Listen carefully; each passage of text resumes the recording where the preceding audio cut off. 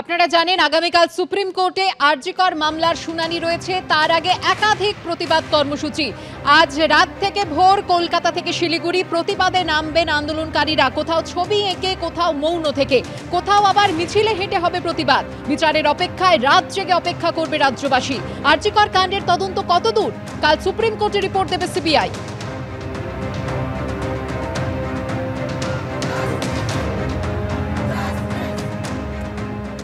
বারবারই দেখা গেছে আন্দোলনে যারা নেমেছেন, যারা রাস্তায় নেমেছেন, তাদেরকে নিশানা করেছেন তৃণমূলের একাধিক নেতা মন্ত্রীরা।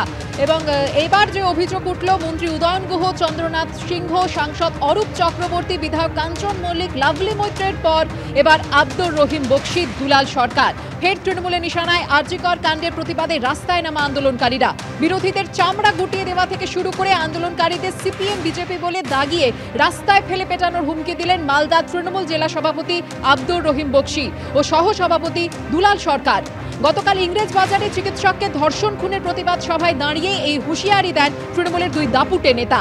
৪ সেপ্টেম্বর রাত দখল কর্মসূচিতে তৃণমূলের পতাকা খুলে ফেলে দেওয়ার ছবি ভাইরাল হয়। তার প্রেক্ষিতেই হুমকির সুর শাসক নেতাদের। মুখ্যমন্ত্রীর মদতেই এই ধরনের হুমকি, কটাক্ষ করেছে বিজেপি।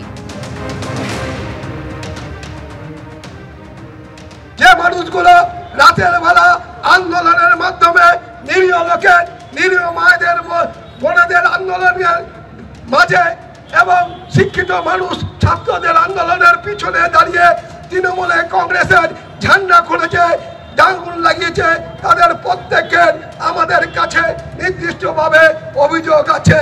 আমরা কিন্তু যদি মনে করতাম মমতা বন্দ্যোপাধ্যায়, অভিষেক বন্দ্যোপাধ্যায়ের নির্দেশ শুনবো না, ঝান্ডা আমাদের রক্ত, ঝান্ডা আমাদের কাছে মায়ের মতন, আমাদের কাছে পরিবারের মতন, সেই ঝান্ডা যারা পুড়িয়েছে তাদেরকে ডাঙিয়ে রাস্তায় ফেলে দিতে পারতাম, কিন্তু ডাঙাইনি, মারিনি। কারণ হসপিটালে আমার ছোট ছোট ডক্টর ভাইরা, বোনেরা চিকিৎসা করছে না, তাকে ডাঙাবো, সেও মৃত্যুতে যেতে পারে।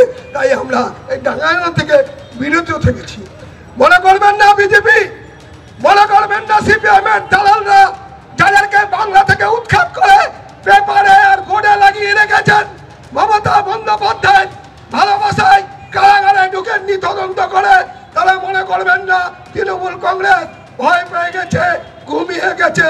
তৃণমূল কংগ্রেস চিহ্নিত করবে এই আন্দোলনের মধ্যে যারা ঢুকে গিয়ে সিপিএম বিজেপির দালালি করছেন, যারা এই ছাত্রছাত্রীদের আন্দোলনকে নষ্ট করার চেষ্টা করছে, তাদেরকে কিন্তু আমরা শিক্ষা দিতে পারি, আগামীতে দেব। এরকম অন্যায় করলে চুপ আমরা থাকবো না। তৃণমূল কংগ্রেসের হচ্ছে এই হুমকি, ধমকানো, এ সমস্ত ছাড়া ওদের কোনো কাজ আছে? তারাই শুধু না, রাজ্যের মুখ্যমন্ত্রী স্বয়ং তিনি প্রধানমন্ত্রীকে ধমকি দেন, প্রধানমন্ত্রীকে হুমকি দেন। তিনি বলেন যে সারা দেশ জ্বালিয়ে দেবেন। আসলে এরা হচ্ছে যে মানুষের সঙ্গে নেই, মানুষের জন্য এরা নেই।